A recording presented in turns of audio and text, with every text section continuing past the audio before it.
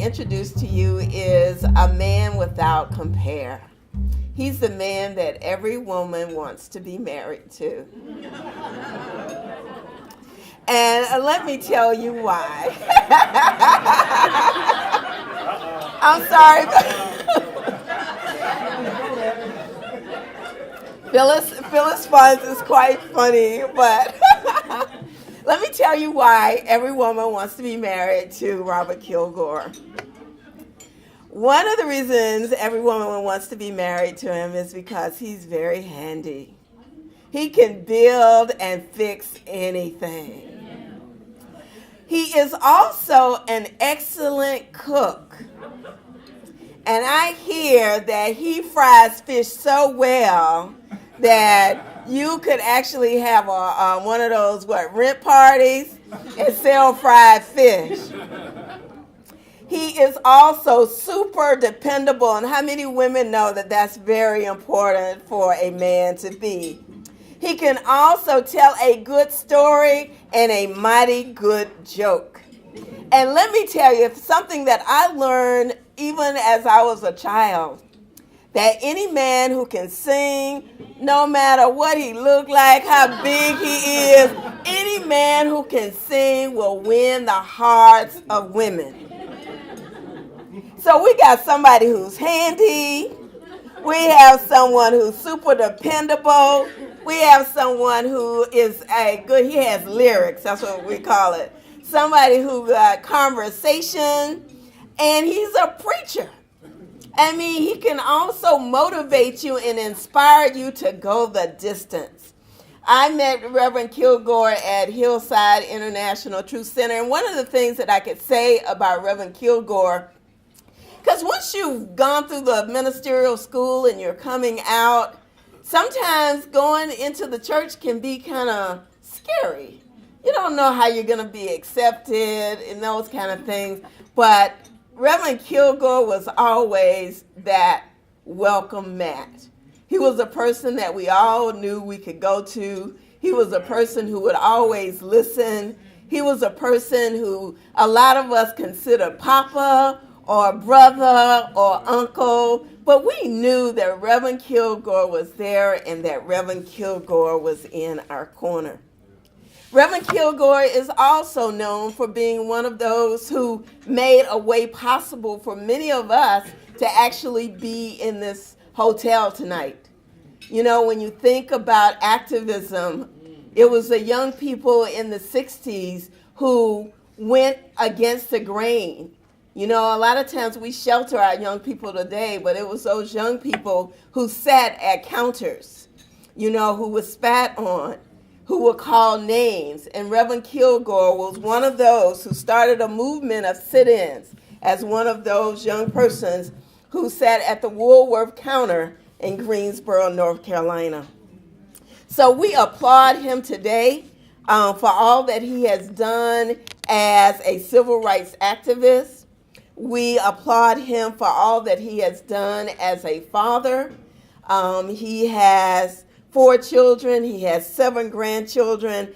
And his granddaughter, Amaya, says that she thinks her grandfather should run for president and that he is not too old. And he is also a loving and caring husband. And he is married to a powerhouse of a woman, Phyllis Kilgore.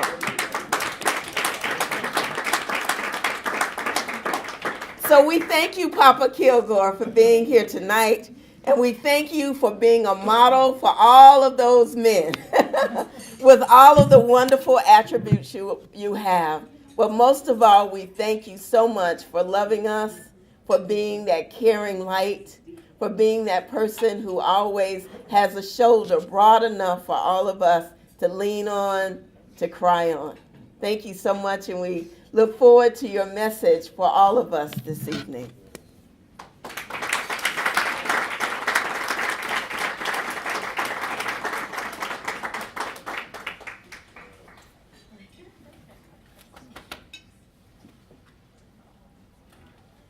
Good evening to you. Good evening. You know, Maryland Quist made a comment when she was up here about being humble. But I ain't got no time for that tonight. You know, when you've got a son that stood up for 10 years, who has been through many dangers, toils, and snares over the last 10 years and has survived. Some people can't stick to something for 10 days, and he stuck to it for 10 years and has gotten in spirit to where it is right now.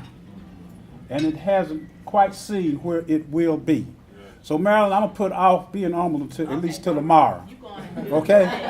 Because I'm Papa tonight, and I feel like a proud peacock.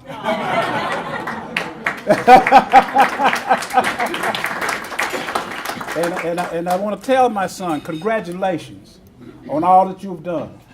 And I'm just so happy that you allowed Spirit to work through you.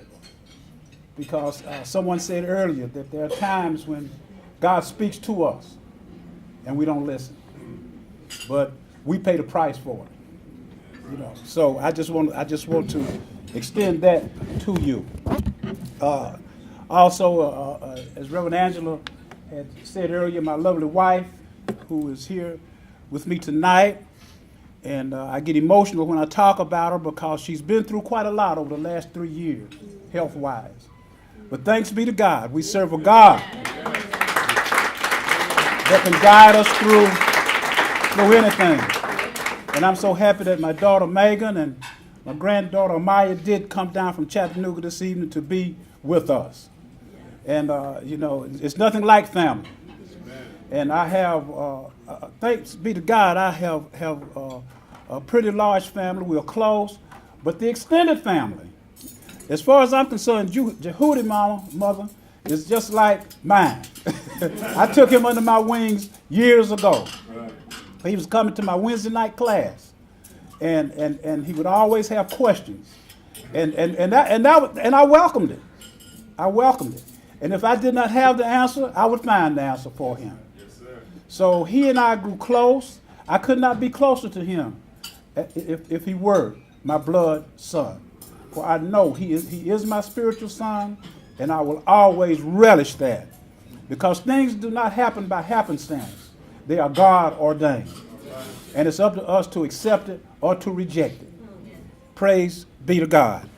So tonight, for just a moment, too, I would like it if we would just reflect on the family of Nelson Mandela.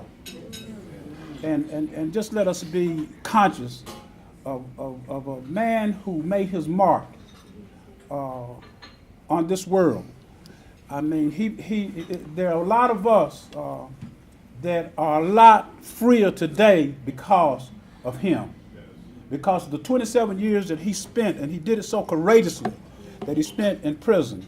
So let us be conscious and the citizens of South Africa, because we are all freer today because of the steps that he made. Sure, we sat at lunch counters and things of that nature, but what he went through was so much more. So tonight, I want to just speak for a moment on a faithful presence. I thought about this, and Spirit just woke me up in one night and said, "That's a faithful presence. What is a faithful presence?" And I went back, Reverend Angela, to the product of faith. It is the first principle that that register with us every year. In the month of January, we celebrate the principle of faith. Why? Because if you don't have faith, the other 12 doesn't have anything to stand on. And if we don't go into whatever we are trying to achieve without faith, we are doomed before we get started to not reach the goals that we may anticipate. So faith is a very powerful factor in our lives. You know, when Djehuty received the idea from Spirit to establish InSpirit TruthCenter, he had to have moved on faith. Because, as someone said earlier, it was an idea. And an idea cannot be nurtured or it cannot grow without the principle of faith. Because you've got to step out on the faith to be able to even see far enough to know what the dream will manifest for you and for those that you're trying to affect. And I thank God that Djehuty did that. As Reverend Angela said earlier, one of the things that Dr. Barbara always talked to us about was we'd have our ministers meeting. Well, I want you all to get off the hill. I want you to get off the hill. I don't want to get off the hill. Because there's a lot of responsibilities out there when you get off the hill that I don't want to be bothered with. So I applaud Djehuty. That's why I can't help but stand here and praise him tonight. I have to do it, If I had known sooner, I would have taken an ad out in the journal to let them know who this young man is. But that's one of those things, that is an awesome responsibility. Because, for one thing, when you step out like that, you don't know what you're getting into. You know what you're hoping for. You know what you're hoping you do. The scripture tells us that faith is the substance of things hoped for, the evidence of things that we can't see. So I've got the faith that in what I want to do, but then I can't see it. But in order for me to get it to fruition where it manifests and comes into physical, I'm going to have to stick with this. Djehuty did that for 10 years. He did it for 10 years. How many of us have stuck with anything for 10 years? That wasn't a sure thing. You understand what I'm saying? That wasn't a sure thing. But Djehuty stuck with it. It's like stepping out on water. Do I have the faith that's going to support me? Or am I going to do like Peter and look back and sink? Djehuty continued to walk. And I'm sure that there were those weary times that came onto his path that he didn't understand what it was coming from, why it was coming. But he didn't question it. And there's that thing that we call adversity. Adverse situations will come on your path when you're trying to do something good. It's just going to happen. It's just the way things happen. Because you're going to have the naysayers that are out there. But you can use them naysayers to give you strength. And that's what I feel about adversity. And I have a little analogy about adversity, that life is like a song. It's like a symphony. And if we stick with the song long enough, there would be adverse situations, but if we just stop and add the verse to the song, it will make our life more complete. So adversity can be good when we use it for our highest good. It is not always necessarily bring incompletion, and it's not necessarily bad. This is truly an act of faith when you step out on anything worth sustaining. And anything worth sustaining is going to take work. It is going to take a faithful presence, such as Djehuty. Someone who have the stick-to-itiveness to stay with it through the rocks and the hard places, through the times when he needs to get in alignment and to get him back centered. Because there are times, I'm sure, I know as long as I've been in this business, I was ordained in 1996. And I didn't want to be no preacher.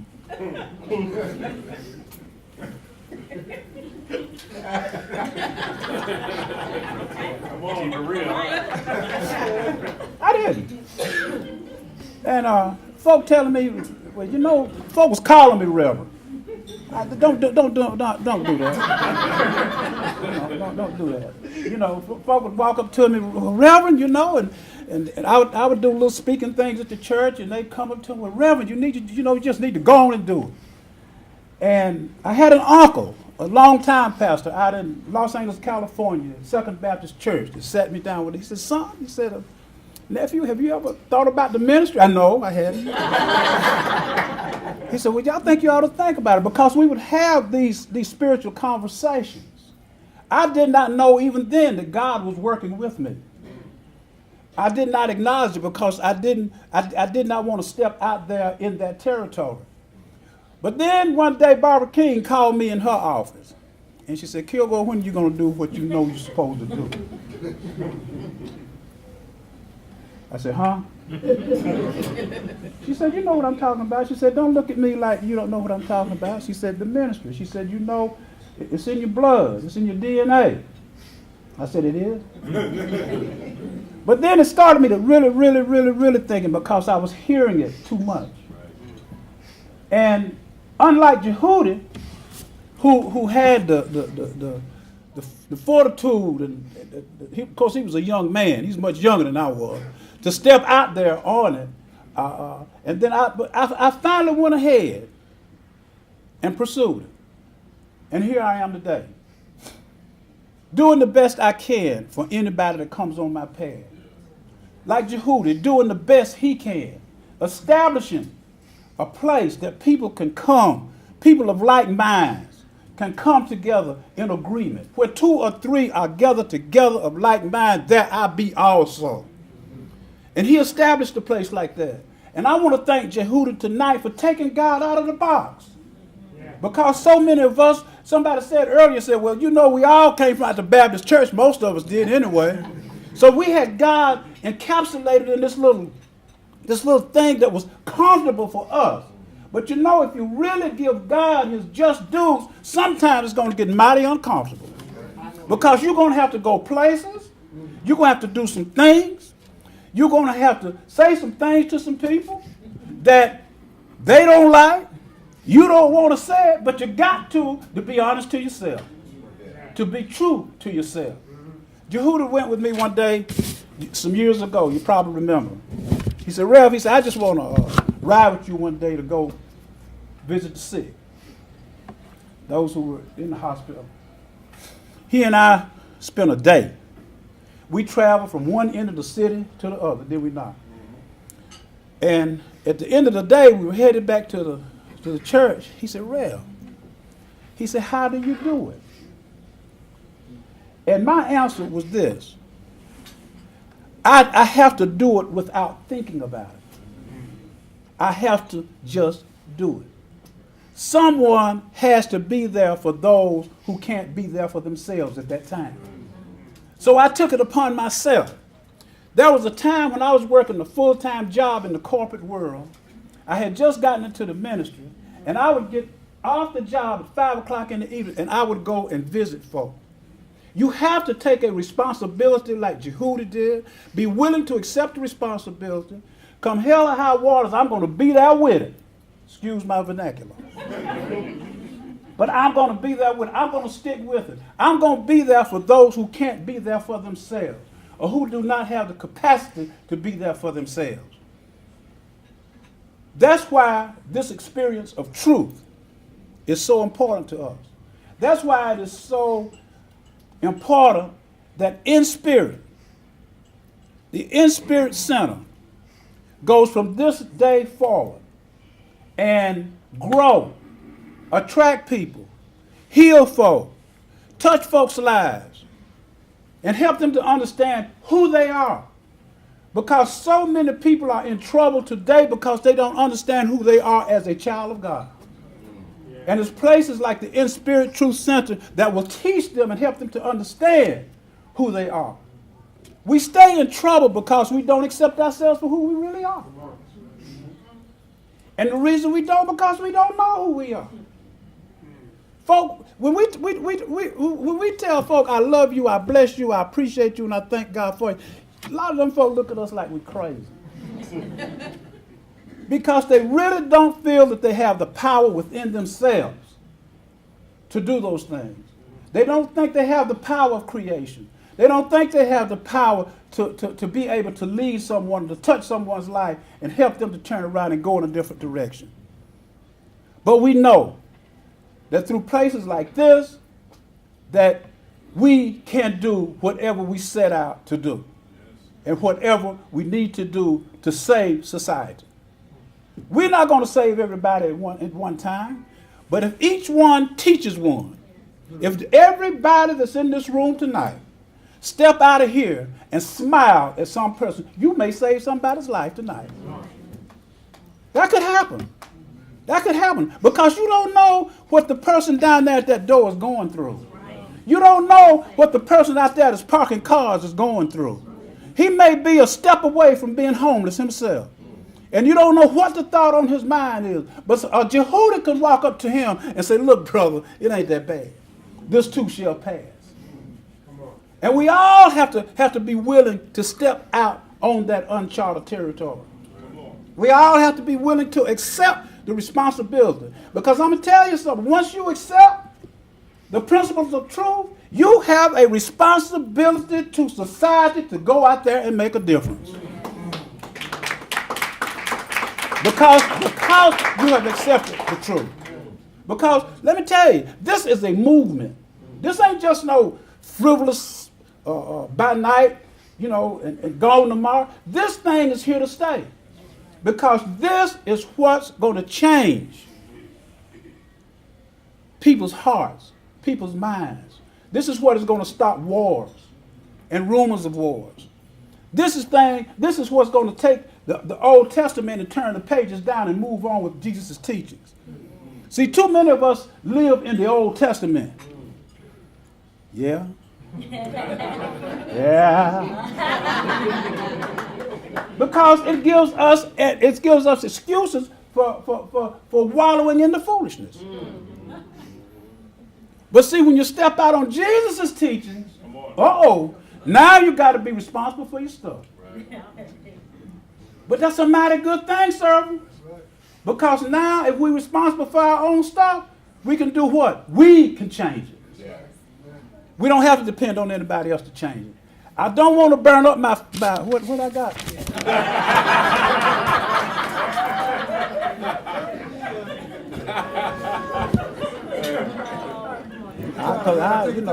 I'm at home tonight. I'm here with my son, and if somebody says something to me, I just look at him, and I'll send y'all over there to him. But anyway, I'm bringing it to a close. But I do want to share this, that because of InSpirit, lives have been changed. Because of InSpirit,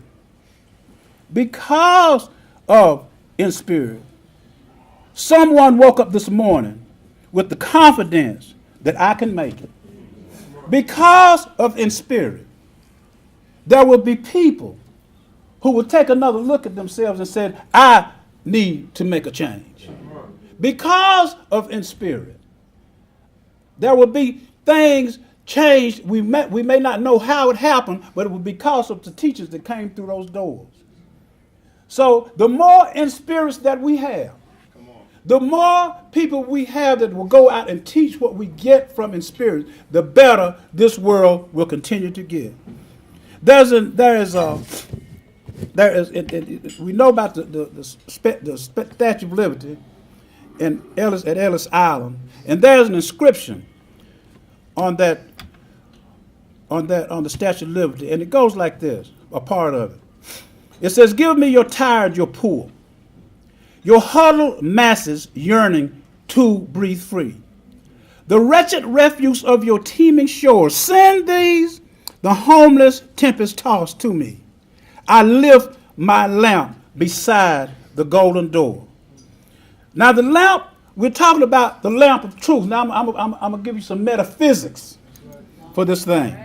See, we've been listening to this all these years, and there's even a song. We used to sing a song that somebody set music to, and we sang it. But see, what I'm talking about now is the metaphysical side of this interpretation of this. The lamp of truth is the light that leads the way to the path of life. That golden door, when it swings open, the things that are behind it can change your life because they are the truths that Jesus left for us. He taught us that I came that you might have a better way. I came to teach you how you can have a better way. When he said, no man cometh unto the Father but by me, it wasn't the physical Jesus that he was talking about. He was talking about by his teachings. your eyes will be opened. Your consciousness will be raised. You will open up to the truths of this universe that will expand the consciousness of other people just through the teachings of Jesus Christ. It ain't talking about Jesus coming back touching nobody on the shoulder. If Jesus showed up here right now, we wouldn't know what to do. Everybody looking for Jesus to come back. He's already here. He ain't go nowhere. He overcome death and the grave to let us know that we have the same power. And those are the teachings that we get through people like Djehuty. Djehuty and I worked briefly at Hillside together on the staff. And some days we would find ourselves just sitting in the boardroom talking. We would. We would just. He said, "Real." So he was always full of questions, and we would end up just sitting in there, just talking and just threshing out stuff. And I'm so glad that this truth experience came into my life and my family's life, because when you look at things from a deeper perspective, when you look at it from the metaphysical perspective, beneath the physical, it gives you more that you can chew on. It gives you more that you can use. So we're talking about the lamp that lights the way on the path of life. And I just have one more closing remark. Last but not least, and that's the last time I'm going to say that.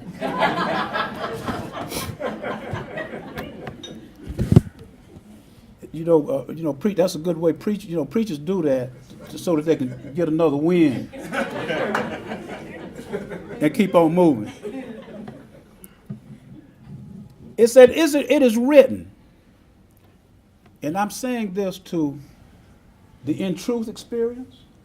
I'm saying this to Djehuty. I'm saying it to all of the supporters of this ministry here tonight. It says, it is written that eye hath not seen, nor ear heard, neither have entered into the heart of man the things which God has prepared for this ministry. Thank you, and God bless you.